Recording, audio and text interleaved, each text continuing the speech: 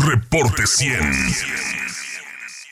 Víctor Remigio Martínez Cantú está con nosotros, internacionalista, profesor del TEC de Monterrey. Gracias por estar aquí. Remy, ¿cómo estás? Buenos días, bienvenido. No, muchas gracias, Juan Carlos, por la invitación, y he visto que ha habido mucho comentario, mucho análisis respecto a la elección en los Estados Unidos, y eso me da mucho gusto que exista esa tensión en una de las democracias quizá más grandes del mundo y una, así le llamo yo, una hiperdemocracia por todos los puestos que se van a elección.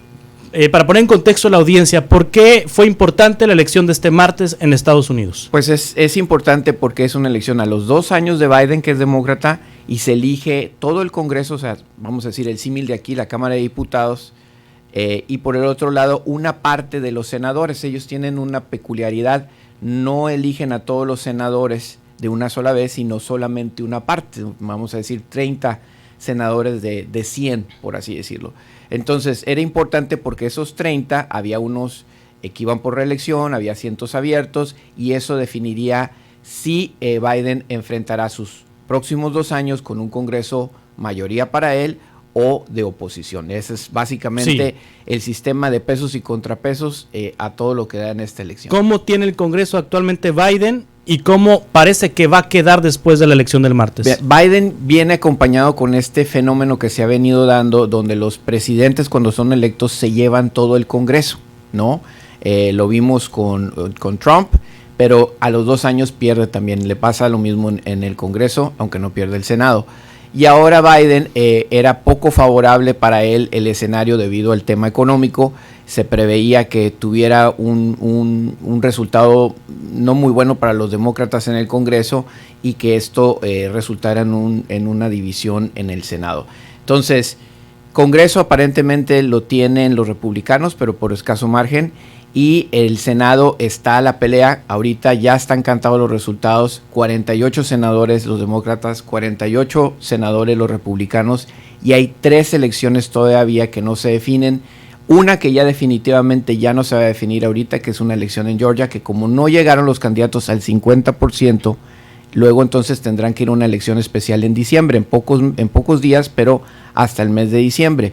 Arizona parece que se está inclinando hacia los demócratas, y Nevada se está inclinando a los republicanos. Entonces teníamos ahí 49-49, estaría pendiente la de Georgia. Y también no debemos dejar de lado que la vicepresidenta Kamala Harris actúa como senadora, funge como senadora, y le pudiera dar esa mayoría.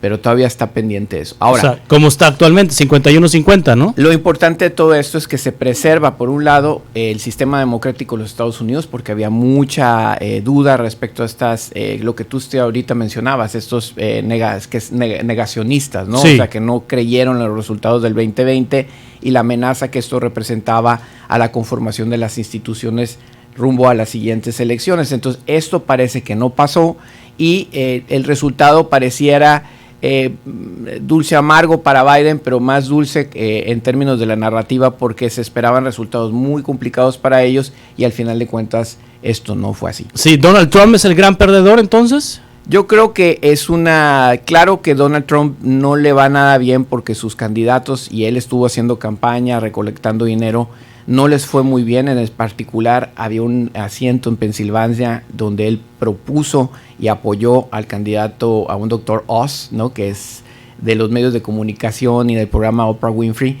Pues no ganó ese asiento, y de ahí en adelante tampoco los que él apoyó en el Congreso han tenido un buen día. ¿Qué te quiere decir eso? Que los republicanos para esta elección, y quizás estas son esas historias que están detrás de bambalinas, no fueron en un frente unido. Tenían abierta la cancha, por así decirlo, para tener un buen resultado, y entre ellos mismos tuvieron divisiones, problemas en la repartición de los recursos, de los dineros. Los candidatos un poco más extremistas, mucho más extremistas, apoyados por Trump, lograron ganar las primarias, y esto generó una camada de candidatos de poca experiencia y en muchas ocasiones no muy efectivos, según los resultados que se están viendo aquí. Platícame, ¿no?, de DeSantis, el gobernador de Florida, que se ha convertido ahora en una figura importante para la candidatura presidencial de 2024 del Partido Republicano. La prensa norteamericana lo está resaltando bastante en detrimento de la imagen del propio Donald Trump. Sí, pues DeSantis es el gobernador del estado de Florida, es un estado importante en el colegio electoral, los republicanos tuvieron muy buenos resultados, no solamente DeSantis se reelige como gobernador, sino que adicionalmente Marco Rubio. Entonces, también sabemos que Donald Trump vive ahí, en Mar del Lago ha fijado su residencia en Florida y los republicanos han sentado sus creces. Claro que su victoria tan holgada de reelección y los no buenos resultados de los trumpistas en esta elección intermedia catapultan a DeSantis en la narrativa nacional para decir, este es probablemente el candidato fuerte. No es una versión mucho más amable que la de Trump, te quiero decir, no es una versión también bastante conservadora y hasta cierto punto extrema en temas de migración, entre otros, el que está con DeSantis. Pero abre la discusión, no solamente él, le abre la puerta también a Mike Pence, el ex vicepresidente que acaba de sacar un libro en estos días, precisamente porque piensa también contender por la presidencia. Entonces los retadores en el Partido Republicano por la candidatura a la presidencia se abren más. Entonces no solamente es DeSantis, está Mike Pence y hay otros aspirantes que seguramente con estos resultados van a abrir el campo de batalla. Vamos a ver si eso ayuda a los republicanos a lograr un proceso de primarias que los unifique rumbo a la próxima elección. Y por el lado demócrata, pues bueno, Biden ahora sí deshoja la margarita diciendo si sí o si no va a buscar la reelección dentro de 2 años. Claro que esta elección le da muchísimas más posibilidades. Sus resultados son sorpresivos y sorprendentes frente a otros presidentes en esta elección, salvo George Bush, precisamente por el 11 de septiembre. Ninguno de los otros les había ido tan bien, entre comillas, en las elecciones intermedias. Y pues bueno, a mí me gusta mucho el resultado, no solamente por evitar que algunos perfiles con un discurso muy extremista, muy lastimoso, entren en la arena política efectiva en los Estados Unidos, sino porque se preserva ese sentido de la democracia liberal que es de pesos y contrapesos. Sí. No solamente quién es el jefe, sino cómo se contrapesa esto principalmente en el Congreso. Y creo que así va a quedar, e independientemente de que los demócratas pierdan la Casa de Representantes y quede muy cerrado el Senado, Biden va a tener que tratar de negociar, de dialogar y de contrapesar sus políticas públicas hacia adelante. Estamos platicando con Víctor Remigio Martínez Cantú, internacionalista, profesor del TEC de Monterrey. Ayer platicábamos con Maritza Félix, periodista en Arizona, sí. Remy, y nos decía que la elección en Arizona por la gubernatura está muy, muy cerrada. Super. Entre la demócrata y la republicana, pero que la republicana Kari Lake, una ex presentadora de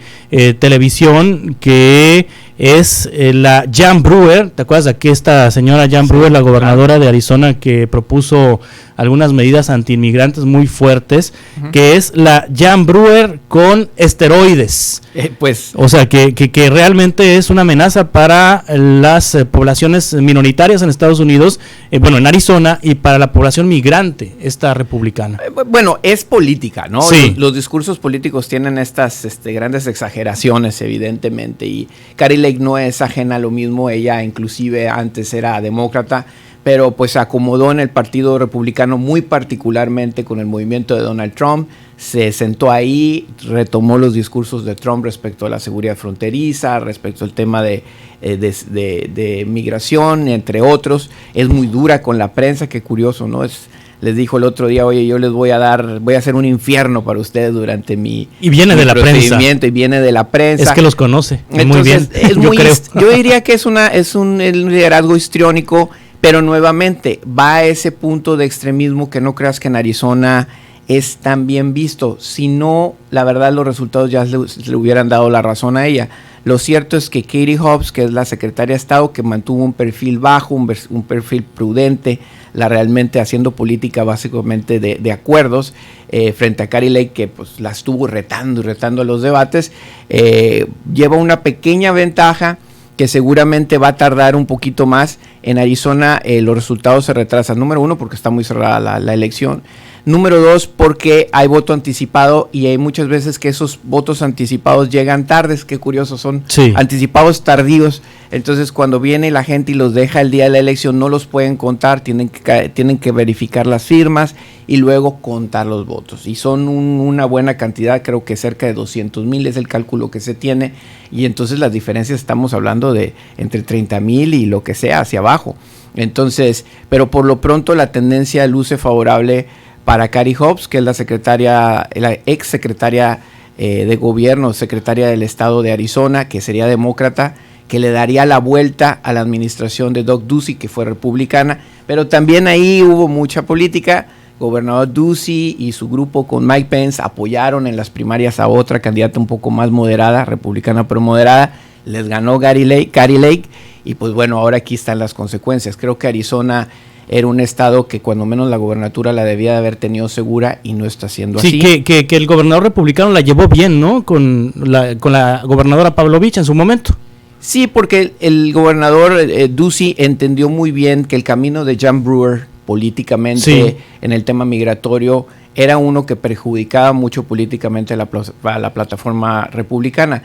Recordaremos, el voto mexicoamericano en Estados Unidos es un voto que se tiende a inclinar hacia los demócratas, pero no tanto históricamente. Los mexicanos principalmente somos personas que tenemos una visión conservadora en muchas cosas, principalmente en los temas religiosos, y no rehuían a votar republicano, pero con el discurso de Trump sí. Entonces Ducey lo entendió bien y buscó tener buenas relaciones con el gobierno de Sonora, con México, algunas visitas, y nunca tocó el tema de migración. Tan es así que nunca promovió e incluso vetó algunas medidas antimigrantes, siendo republicano, para evitarse el tema de confrontación política. Sí ha sido discursivamente y operativamente un gobernador que ha trabajado sobre la seguridad fronteriza, llamó a la Guardia Nacional en su momento.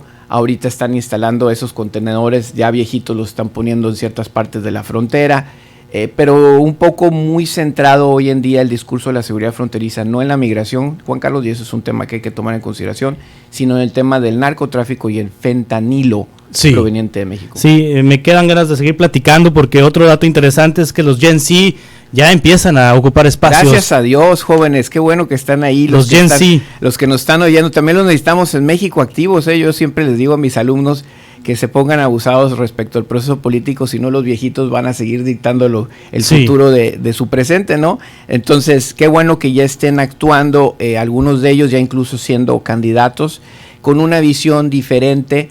Quiero pensar con una visión más tolerante, y eso también explica, Juan Carlos, los resultados que vimos aquí, más las mujeres que votaron definidamente por sus derechos y sus libertades. Sí, pues interesante, muchos datos interesantes en la elección intermedia de los Estados Unidos. Remy Martínez Cantú, muchas gracias por estar aquí con nosotros. Gracias a ti, Juan Carlos. ¿Vas a clases ya? Ya vamos a clases ahorita al rato. Muy bien, saludos a tus estudiantes, a tus alumnos. Reporte 100.